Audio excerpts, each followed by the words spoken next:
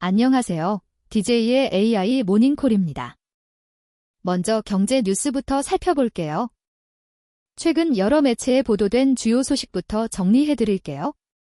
미국 출장을 마치고 돌아온 김정관 산업통상자원부 장관이 대미투자특별법이 국회에서 신속히 처리되고 있어 미국의 관세 인상 가능성이 낮다고 전했습니다. 동시에 석유 최고 가격제 준비를 완료했다고 밝혔네요. 반면 삼성전자 노조에서는 파업에 불참한 직원들을 해고 1순위로 삼겠다고 경고장을 날렸습니다. 통상 분야에서는 긍정적인 신호가 나오고 있지만 국내 대기업 노사 갈등은 심화되고 있는 상황입니다. 대미 관계 개선으로 무역 안정성은 높아질 것으로 보이는 가운데 삼성전자 노사 분규가 어떤 방향으로 흘러갈지 주목됩니다. 관련 뉴스들을 종합해 보겠습니다. 미국 상원 군사위원회와 정보위원회 소속인 마이크 라운즈 의원이 블룸버그 인터뷰에 출연했습니다. 이란과의 분쟁이 시작된 지 9일째를 맞아 미군의 군사적 개입에 대한 질문들을 받았습니다. 상원 핵심위원회 소속 의원이 직접 나서서 이란 분쟁 상황을 설명한다는 건 상당히 심각한 국면임을 보여주고 있습니다. 미국 정부가 의회 차원에서 국민들에게 상황을 투명하게 알리려는 의도로 보입니다. 라운즈 의원의 발언 내용에 따라 향후 미국의 대이란 정책 방향이 더 구체적으로 드러날 것 같습니다. 국민은행의 새희망 홀시 대출 금리 인하에 대해 여러 각도의 보도가 나오고 있습니다. 국민은행이 서민 대상 정책 서민금융상품인 새희망 홀시 대출의 최저금리를 연 4%대까지 낮춘다고 발표했네요. 기존 대비 상당한 폭의 금리 인하로 서민들의 금융 부담을 덜어주려는 조치입니다. 금리 인하로 기존 대출자들의 이자 부담이 줄어들고 새로운 대출 신청자들도 더 낮은 비용으로 자금을 조달할 수 있게 됐습니다.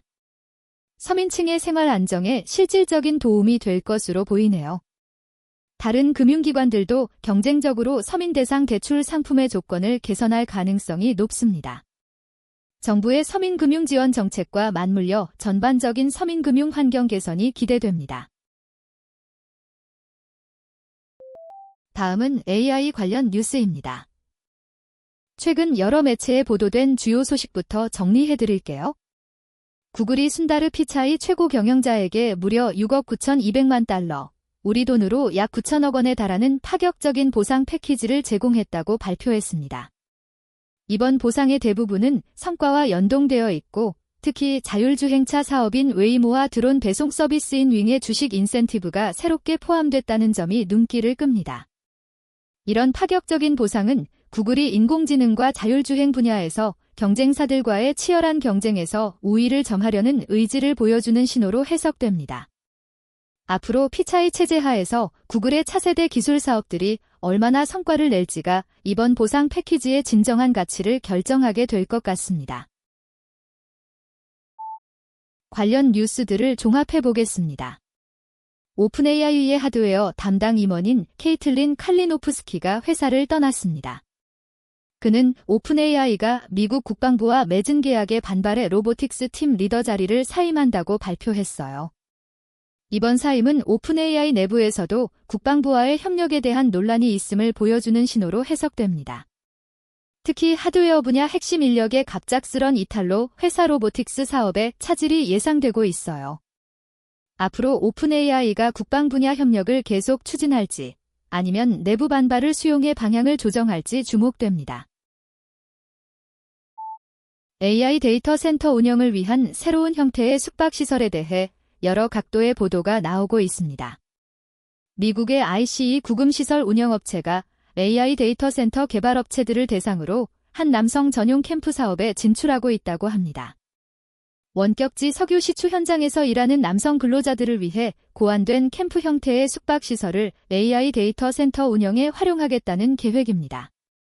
이런 움직임은 AI 인프라 구축 과정에서 필요한 인력 수용 방식의 변화를 가져올 것으로 보입니다.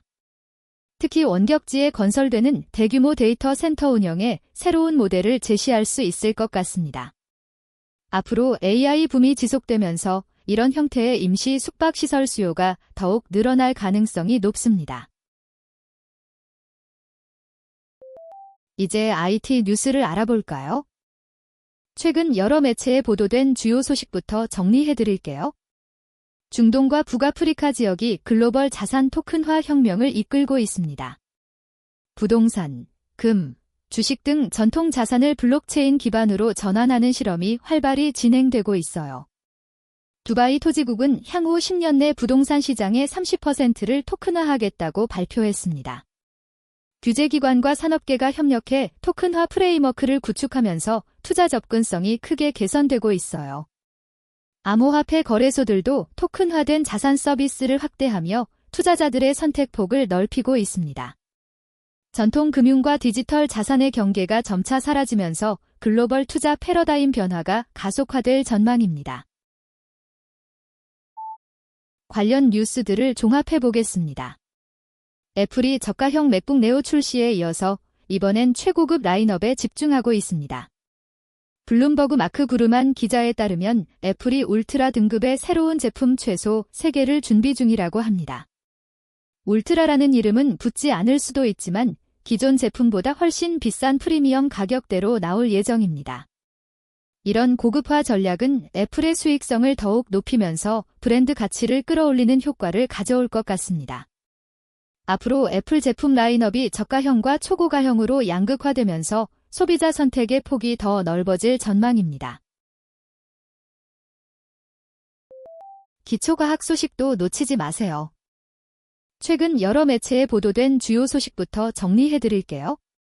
나사의 DART 미션을 통해 소행성들이 서로 물질을 주고받는다는 놀라운 사실이 밝혀졌습니다. 소행성 디디모스에서 떨어져 나온 우주 눈덩이들이 작은 달 디모르포스 표면에 흔적을 남긴 모습이 처음으로 포착됐거든요. 태양빛이 소행성을 빠르게 회전시켜 파편을 날려보낸다는 가설이 실제로 증명된 셈입니다. 지구 근처 소행성들이 생각보다 훨씬 활발하게 움직이며 끊임없이 모습을 바꾸고 있다는 걸 보여주죠. 앞으로 소행성 연구와 지구 방어 계획의 중요한 단서가 될 것으로 보입니다. 관련 뉴스들을 종합해 보겠습니다. 과학자들이 알츠하이머병 예방에 중요한 역할을 하는 새로운 뇌세포를 발견했습니다. 탄사이트라고 불리는 특수한 뇌세포가 독성 타우 단백질을 뇌척수액에서 혈류로 운반해 뇌에서 제거하는 역할을 한다고 밝혀졌어요. 탄사이트가 손상되거나 기능을 제대로 못하면 타우 단백질이 뇌에 쌓여 알츠하이머병의 원인이 됩니다. 새로 발견된 뇌세포의 역할이 밝혀지면서 알츠하이머병 치료법 개발에 새로운 방향을 제시할 수 있게 됐습니다. 탄사이트 기능을 강화하는 치료법이 개발된다면 알츠하이머병 진행을 늦추거나 예방할 가능성이 높아질 전망입니다. 마지막으로 글로벌 뉴스를 전해드릴게요. 최근 여러 매체에 보도된 주요 소식부터 정리해드릴게요. 삼성이 애플의 스마트폰 시장 우위에 도전하기 위해 인공지능 분야에서 대규모 투자와 파트너십을 추진하고 있다고 파이낸셜 타임스가 보도했습니다. 삼성 디바이스 사업부 책임자는 앞으로 출시될 갤럭시 기기들이 여러 AI 모델을 동시에 탑재하여 사용자들이 필요에 따라 다양한 AI 도구를 선택해서 사용할 수 있도록 하겠다고 밝혔습니다. 이런 전략은 현재 애플이 독점하고 있는 프리미엄 스마트폰 시장에서 삼성의 경쟁력을 크게 높일 것으로 예상됩니다. 특히 AI 기능이 스마트폰 구매 결정의 중요한 요소로 자리 잡고 있는 상황에서 두 회사 간 AI 기술 경쟁이 더욱 치열해질 전망입니다. 관련 뉴스들을 종합해 보겠습니다. 사모펀드 KKR이 데이터센터 냉각 전문업체 쿨라이트 시스템즈를 수십억 달러 규모로 매각하려고 하고 있습니다. AI 붐으로 데이터센터 관련 기업들의 가치가 크게 오르면서 KKR은 투자 대비 큰 수익을 노리고 있는 상황입니다.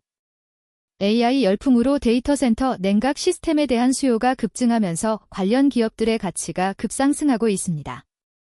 앞으로 AI 인프라 투자가 계속 늘어나면서 데이터센터 냉각 기술 분야의 기업 인수 합병이 더욱 활발해질 것으로 보입니다. 오늘의 뉴스는 여기까지입니다. 내일도 DJ의 AI 모닝콜에서 만나요.